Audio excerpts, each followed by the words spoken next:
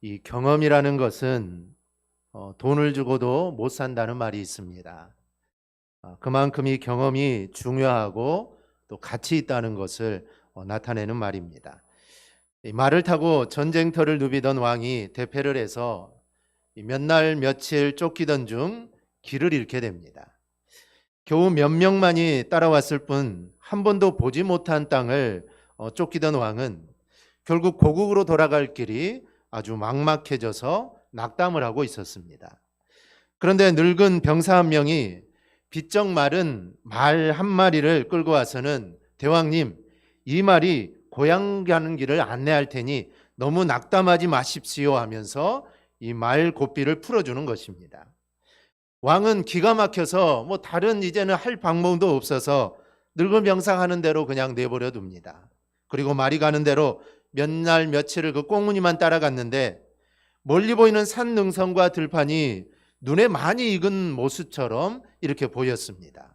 하루 정도를 더 따라가 보니 어느덧 백성들이 알아보고 궁궐에 파말발을 띄워서 왕이 살아 돌아왔음을 알립니다.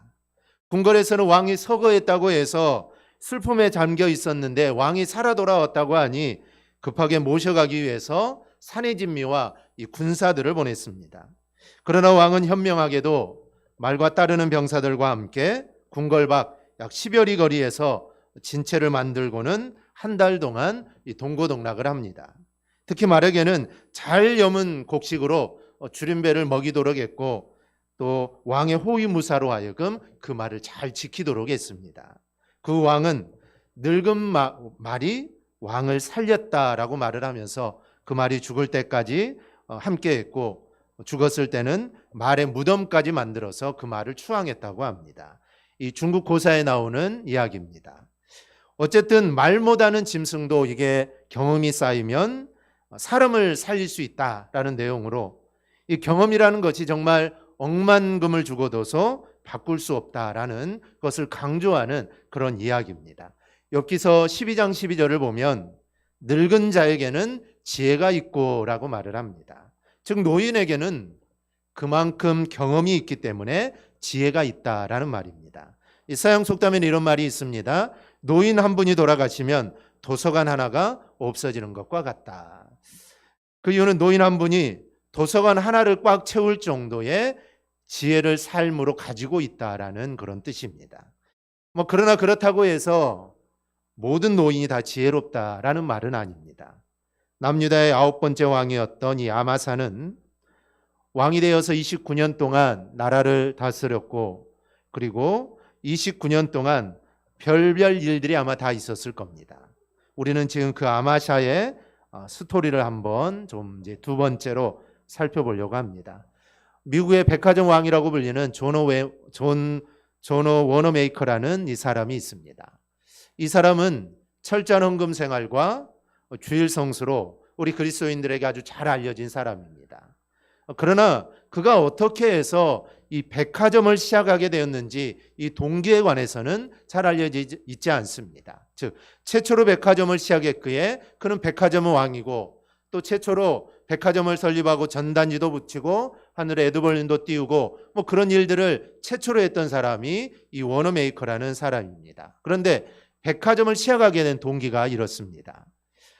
소년 시절의 워너메이커는 어머니에게 선물하기 위해 브로치를 하나 상점에서 구입했습니다. 근데 브로치를 가지고 오다 보니 이게 마음에 들지 않는 겁니다. 그래서 이걸 바꾸러 가기 위해서 그 상점으로 가서 바꿔달라고 했더니 상점 주인은 이거는 바꿔줄 수 없다는 것입니다. 거절을 하죠. 그리고 오히려 하나로 추가를 더 구입해야 한다라고 이렇게 말을 합니다. 너무나 불쾌한 나머지 워너메이커는 집으로 돌아오면서 이런 생각을 합니다. 손님의 정당한 요구라면 들어주는 것이 당연한 것 아니냐. 이 다음에 반드시 좋은 물건을 손님들에게 친절하게 판매하는 내가 커다란 상점을 내가 세우고 말리라. 이런 생각을 하게 됩니다. 이때의 꿈이 워너메이커가 백화점을 열고자 노력하게 된 동기가 된 것입니다. 그래서 1896년 17층 규모의 백화점을 미국 필라델피아에 이 개점을 하게 됩니다. 그래서 흩어져 있는 상점들을 한 곳으로 모아서 백화점을 시작하게 된 것이죠. 이것은 동기가 선하게 작용한 것입니다. 어쩌면 기분이 나쁘죠. 그러면 그 상점에 대해서 뭐 보복을 하거나 내가 나중에 어떻게 해보겠다라고 생각할 수 있는데 오히려 그게 선하게 역할을 해서 더 좋은 것을 만들어내게 됩니다. 반면에 동기가 나쁘게 작용한 경우도 많습니다. 이 대표적인 경우 우리가 히틀러를 들 수 있는데 왜 히틀러는 그렇게 유대인을 증오했는가라는 것입니다. 얼마나 증오했으면 그렇게 많은 사람들을 죽일 수 있을까? 그런 생각을 사람들이 많이 합니다. 많은 사람들이 이런 질문에 여러 가지 이유를 말하는데 그중 가장 유명한 것은 히틀러 모친이 유대인 의사 실수로 죽었기 때문이다라고 말을 합니다. 또 다른 이야기는 히틀러가 빈에서 미술학교에 다닐 때 짝사랑한 독일 여자가 있었는데 나중에 돈 많은 유대인 남자와 결혼을 하게 됩니다. 이것에 격분해서 유대인을 증오하게 되었다. 이런 이야기도 있습니다. 그런데 이 독일의 역사학자인 랄프 로이드라는 사람은 히틀러의 유대인에 대한 증오는 이런 개인적이고 이런 경험보다는 경제적, 정치적 이유였다라고 말을 합니다. 히틀러는 유대인 때문에 1차 세계대전 후에 이 독일이 붕괴했고 또 유대인들이 러시아 공산혁명을 일으켰다고 생각을 하게 됩니다. 1차 세계대전에 하사관으로 참전한 히틀러는 패전 독일 경제를 재건해야 되는데 유대인들이 도움을 주기는커녕 오히려 해를 끼쳤다라고 이렇게 생각을 합니다. 실제로 종전 직후인 1919년 당시 독일의 민간은행의 약 절반이 유태인의 소유였습니다. 또 증권시장도 유태인이 장악하고 있었고 독일 신문의 약 절반이 유태인의 소유였고 백화점의 80%도 유태인들이 소유하고 있었습니다. 그래서 독일 사람들이 독일 경제를 잡게 하도록 하기 위해서 유태인들을 제거했다. 뭐 이런 이야기도 있습니다. 만약 이 말이 사실이라면 이것은 독일인 입장에서는 동기는 좋을 수 있습니다. 우리가 우리나라의 경제를 우리 사람이 가져와야 되지 않느냐. 유태인들이 다 가지고 있는데 우리나라니 우리가 가져와야 되지 않느냐. 이 동기는 얼마나 좋습니까? 그러나 방법이 너무 나빴다는 것이죠. 얼마든지 유대인을 죽이지 않고 독일 경제를 부흥시킬 수 있는데도 불구하고 동기도 방법도 이건 모두 다 나빴던 것입니다. 우리 믿음의 사람들은 안 좋은 경험과 감정들도 선한 방향으로 우리는 바꿀 줄 알아야 됩니다. 우리가 살다 보면 기분 나쁜 일도 많고 정말 어떻게 한번 해봐야겠다라는 그런 생각을 우리가 가질 때가 있는데 그런 생각이 들더라도 우리는 그것을 선한 방향으로 바꿀 줄 알아야 합니다. 복수하고 싶은 마음, 분노의 감정을 버리고 더 선한 일을 도모하는 거룩한 동기로 우리는 삼아야 되는 것입니다. 그리고 선으로 악을 이기라고 합니다. 여러분, 악은 악으로 이기는 게 절대 아닙니다. 악하다고 나도 함께 악하게 대하면 그거는 이기는 게 아닙니다. 둘 다 악한 존재가 되는 것이죠. 악은 오로지 선으로 이길 수 있습니다. 선한 마음이 악한 마음을 이기는 것입니다. 그런데 오늘 본문을 보면 이 아마샤는 그렇지 못했습니다. 선으로 악을 이겨야 되는데 선한 마음을 가져야 되는데 그렇지 못했다는 것이죠. 어떤 면에서 그랬는지 우리가 좀 함께 살펴보겠습니다. 첫째는 동기가 좋으면 방법도 좋아야 합니다. 오늘 본문은 에돔을 정복하는 내용입니다. 에돔은 우리가 금요 기도회를 통해서 살펴보았듯이 이스라엘이 가나안으로 올 때 그 길을 막았던 민족입니다. 또 이스라엘 사람들이 가나안에 정착한 후에는 계속 이스라엘과 이 갈등과 싸움이 있었던 족속이죠. 역사적으로 보면은 에돔 사람들은 사울 때부터 이 전쟁이 있었습니다. 그러다가 다윗 왕이 이들을 정벌을 하죠. 그들 8,000명을 죽이게 되죠. 그래서 에돔은 이스라엘의 신하가 됩니다. 이것은 솔로몬 때도 계속해서 이어지게 됩니다. 그래서 에돔은 이스라엘의 속국과 같은 존재가 되죠. 그러나 이스라엘이 두 나라로 나누어지자 여로암 왕 때 그들이 반란을 일으킵니다. 항상 나라가 어수선할 때 이 반란의 기미가 보이는데 나라가 이제 나누어지고 어수선할 때 에돔이 우리도 독립을 해야겠다는 생각으로 반란을 일으킵니다. 그리고 이 반란은 약 40년 동안 계속해서 그런 상태가 이어지게 되죠. 계속해서 문제를 일으키자 본문에 나타난 것처럼 아마샤 왕이 반란을 일으키고 문제를 만드는 에돔을 정벌을 합니다. 5절을 보니 군사가 30만입니다. 그것도 모두 다 잘 훈련된 군사죠. 지금으로부터 약 2800년 전에 군사가 30만이면 이거는 엄청난 숫자입니다. 우리나라 군인이 55만이죠. 비하면 얼마나 많은 숫자인지 알 수가 있습니다. 그런데 아마샤는 이게 적다라고 생각을 하죠. 그리고 100달란트를 주고 북이스라엘에서 군사 10명을 빌려옵니다. 나라를 계속 괴롭히는 나라를 정벌하는 것은 왕의 입장에서는 아주 당연한 것이죠. 다른 나라가 우리나라를 계속 괴롭히는데 1년도 아니고 40년 동안 계속해서 괴롭히는데 그걸 그냥 내버려두는 왕이 더 이상한 겁니다. 당연히 군사를 일으켜서 그들을 정벌하고 백성들을 보호하는 게 이게 당연한 것이죠. 그런데 방법이 나빴다는 것입니다. 그것을 지적하는 내용이 본문 7절 8절입니다. 어떤 하나님의 사람이 아마사에게 나와서 이르되 왕이여 이스라엘 군대를 왕과 함께 가게 하지 마옵소서. 여호와께서는 이스라엘 곧 온 에브라임 자손과 함께하지 아니하시나니 왕이 만일 가시거든 힘껏 싸우소서. 하나님이 왕을 적군 앞에 엎드러지게 하시리이다. 하나님은 능히 돕기도 하시고 능히 패하게도 하시나이다. 하나님은 북이스라엘 사람들과는 함께하지 않는다는 겁니다. 10만을 데려왔는데 그들과 함께하지 않는다는 것이죠. 그들을 데리고 전쟁에 가면 안 된다는 겁니다. 만약에 가게 되면은 패한다, 죽게 된다라는 것이죠. 왜냐하면 하나님께서는 도우실 능력도 있고 패하게 하실 능력도 있기 때문입니다. 그러니 그들과 함께하지 말라라는 것이죠. 이 말을 들은 이 아마샤 왕은 이미 돈을 주고 그들을 데려왔기 때문에 갈등이 생기죠. 그냥 데려왔으면 가라면 되는데 이 돈을 엄청나게 큰 돈을 주고 데려왔으니 싸워보지도 않고 그들을 돌려보내는 것은 이거는 좀 왕으로서의 고민이 되는 겁니다. 돈을 그냥 허비하게 된 것이죠. 그런데 아마샤는 결국 이 사람들을 돌려보내게 됩니다. 그리고 결국 전쟁에서 승리를 하게 되죠.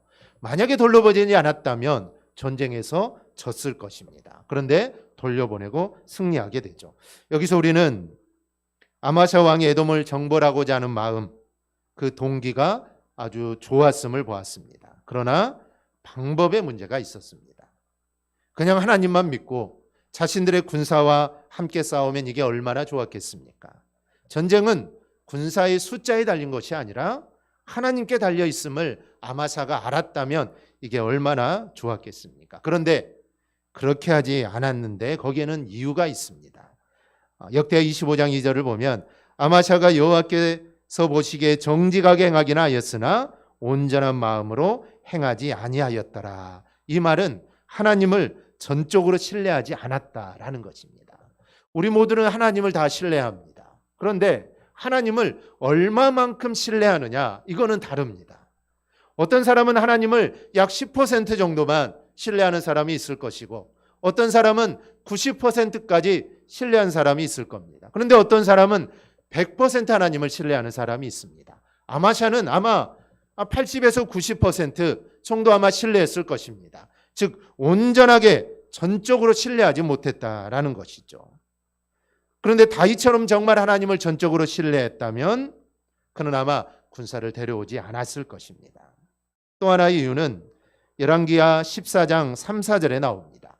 아마샤가 여호와 보시기에 정직히 행하였으나 그의 조상 다윗과는 같지 아니하였으며 그의 아버지 요아스가 행한 대로 다 행하였어도 오직 산당들을 제거하지 아니하였으므로 백성이 여전히 산당에서 제사를 드리며 분향하였더라. 그는 하나님을 전적으로 신뢰하지 않았습니다.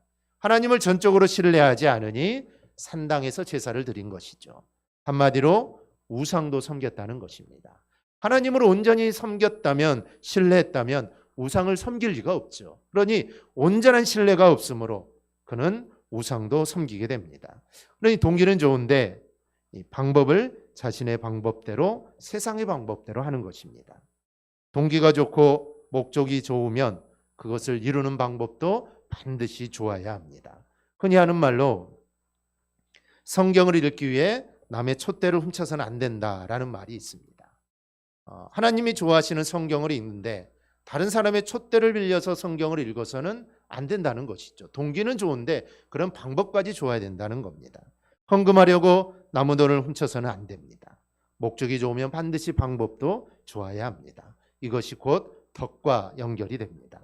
목적이 좋으니까, 동기도 좋으니까 방법이야 좀 나쁘면 괜찮겠지, 이런 생각을 우리는 버려야 합니다. 그것 때문에 그리스도인들이 덕을 세우지 못하고 교회가 덕이 되지 못하는 겁니다. 그러니 교회는 무슨 일을 하든지 목적이 좋아야 하고 동기도 좋아야 하고 그 방법 또한 반드시 좋아야 합니다. 그래야 교회가 이 덕을 세우게 됩니다. 만약 목적은 선한데 교회 부흥을 위한 일인데 그 방법이 좋지 못한다면 어떻게 될까요? 교회는 부흥할지 모릅니다. 하지만 세상의 덕은 잃어버리게 되는 것이죠. 하나님이 기뻐하지 않습니다. 그런 방법으로 교회가 부흥되었다 하더라도 그것은 하나님의 방법이 절대로 아닌 것입니다. 인간의 방법을 하나님의 방법으로 포장해 가는 것이죠. 그렇게 해서는 하나님의 뜻을 우리가 이룰 수 없습니다. 그러므로 우리는 하나님의 일을 할 때 선한 목적을 가지고 해야 되고, 또한 방법 또한 선해야 되고, 또 덕을 세우는 방법을 반드시 해야 합니다. 그래야 하나님의 영광이 드러납니다. 그러면 동기는 좋으나 방법이 나빴던 아마샤는 그 결과가 어땠을까요? 본문 13절 우리 한음성으로 우리 함께 봅니다. 아마샤가 자기와 함께 전장에 나가지 못하게 하고 돌려보낸 군사들이 사마리아에서부터 베도론까지 유다 성읍들을 약탈하고 사람 3,000명을 죽이고 물건을 많이 노략하였더라. 아멘. 선자의 말을 듣고 은 100달란트를 내고 북이스라엘에서 데리고 온 군사들을 돌려보냈는데 그들이 돌아가면서 유대 땅을 약탈을 합니다. 사람을 죽이고 물건을 탈취합니다. 3,000명이라는 사람을 죽였다는 것이죠. 너무나 안타까운 일이 벌어진 것이죠. 우리는 이 사건에서 동기가 아무리 좋아도 방법이 나쁘면 그 결과가 얼마나 비참한가를 우리가 보게 됩니다. 역대하 13장을 보면 다윗이 아비나답의 집에 있는 법궤를 예루살렘으로 옮겨오는 이야기가 나옵니다. 백성이 예루살렘으로 법궤를 옮겨올 때 다윗과 백성들이 얼마나 기뻤는지 그들은 수금과 비파와 소거와 재금과 나팔을 가지고 연주를 하고 그들은 찬양하며 춤을 추기 시작합니다. 그런데 그 법궤가 나곤의 타작마당에 이르렀을 때 문제가 생기게 되죠. 사람들이 너무 많아서 놀랐는지 갑자기 소가 뛰기를 시작합니다. 법궤를 끌고는 소가 뛰기를 시작하죠. 그러니 술에 있는 법궤가 당연히 움직여서 떨어지려고 하자 법궤를 운반하는 책임을 맡은 이 우사가 손을 내밀어 법궤를 붙잡게 됩니다. 그런데 하나님이 우사에게 노하셔서 그를 그 자리에서 죽이시게 되죠. 우사가 법궤를 잡은 것은 선한 동기입니다.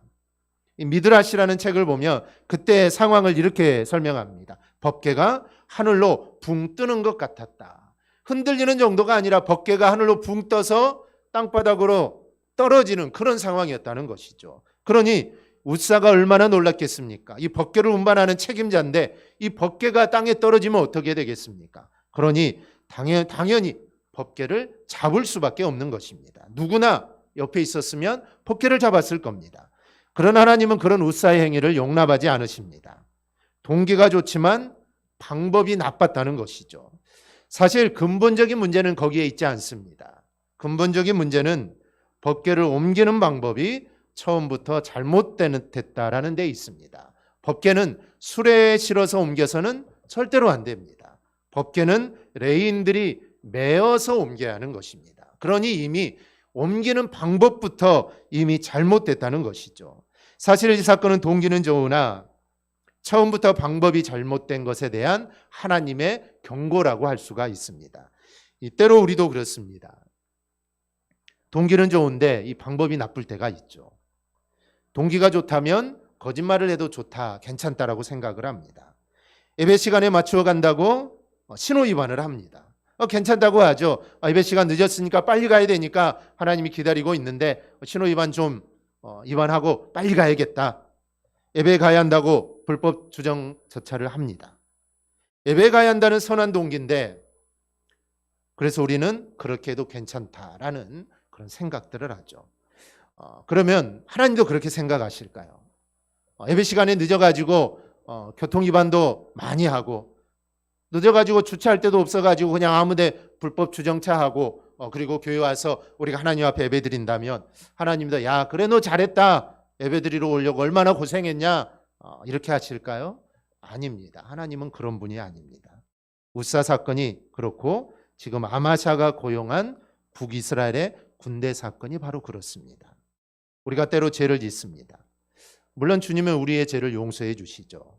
그런데 죄는 반드시 흔적이 남고 상처가 남는다는 사실을 우리는 알아야 합니다. 그러니 우리는 죄를 무서워할 줄 알아야 합니다. 그리고 죄를 짓지 않으려고 몸부림치는 삶이 우리에게는 있어야 합니다.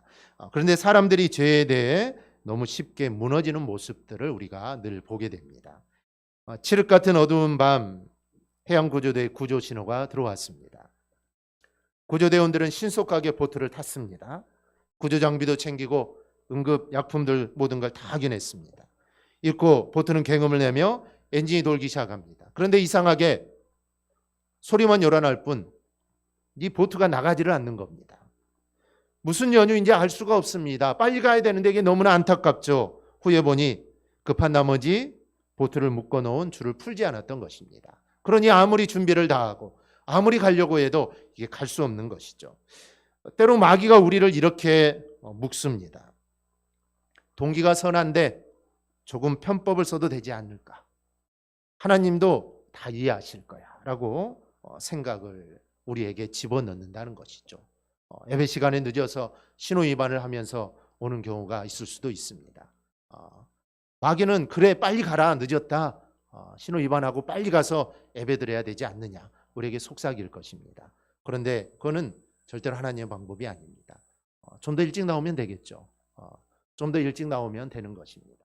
좀 더 미리 준비하고 우리가 충분히 할 수 있는데 그렇지 못해서 그와 같은 마귀의 속삭임을 우리가 듣게 되는 것입니다.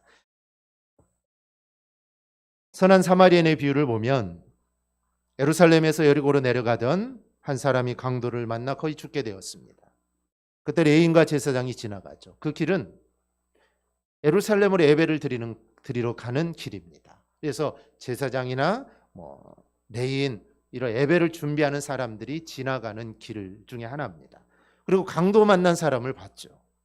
그들은 아마 이렇게 생각했을 겁니다. 나는 성전에 가는 길이야. 나는 지금 예배를 주관하러 가는 길이야. 나는 빨리 가야 돼. 혹시 만졌다가 죽거나 내가 만지면 나는 부정한 사람이 되어서 나는 예배를 주관할 수 없어. 그래 나는 지금 빨리 가야 해. 그들은 이런 생각을 하고 다 지나가 버립니다. 그런데 얼마나 이런 유혹에 우리가 쉽게 묶이는지 모릅니다. 오늘 우리는 아마사를 통해 배워야 할 게 있습니다. 동기가 선한 만큼 또 그 동기를 이루어 나가는 방법도 반드시 선해야 한다는 것입니다. 동기도 선하고 방법도 선해야만 결과가 선한 것입니다. 우리의 동기는 선할 수 있지만 방법이 혹시 나쁠 수도 있습니다. 그런데 결과가 또 좋을 수도 있습니다. 그런데 그것은 절대로 하나님의 방법이 아니다라는 것입니다. 아마샤 왕은 그런 면에서 실패했습니다. 성경을 우리에게 주신 것은 그런 실수를 되풀이하지 말라고 주신 것입니다. 아마사가 이렇게 해서 실패했으니 너희는 이것을 타산지석 삼아 그렇게 하지 말라. 그래서 실패하는 삶을 살지 말고 성공의 삶을 살라라는 것입니다. 그러므로 우리 그리스도인들은 그리스도인답게 정말 작은 규칙이나 질서까지도 우리가 지키고 또 본을 보여야 합니다. 그것이 결국은 하나님께 영광이 되는 것입니다. 결국은 하나님께 영광이 되죠.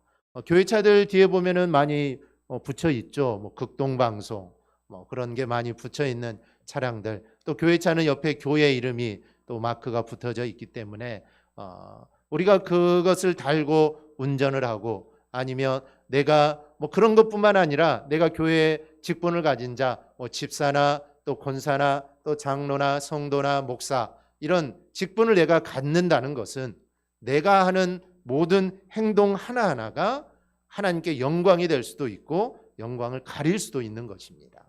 그러니 온전할 때도 우리는 조심해야 되고, 내가 직분을 맡은 자다, 하나님의 직분을 맡은 자라는 그런 마음을 가지고 우리의 모든 것들을 정말 본을 보이는 삶들을 우리는 꼭 살아야 합니다. 그럴 때 하나님께 영광이 돌려지는 것입니다. 내가 무엇을 해서 하나님께 영광을 돌릴까? 어떻게 해서 영광을 돌릴까? 그게 아니라 내 삶 속에서 우리가 본을 보이고 선하게 규칙대로 살아가는 바로 그 모습이 본을 보이는 삶입니다. 우리 모두 꼭 그런 삶을 살아 하나님께 영광 돌리기를 주님의 이름으로 축원합니다. 아멘. 기도하겠습니다.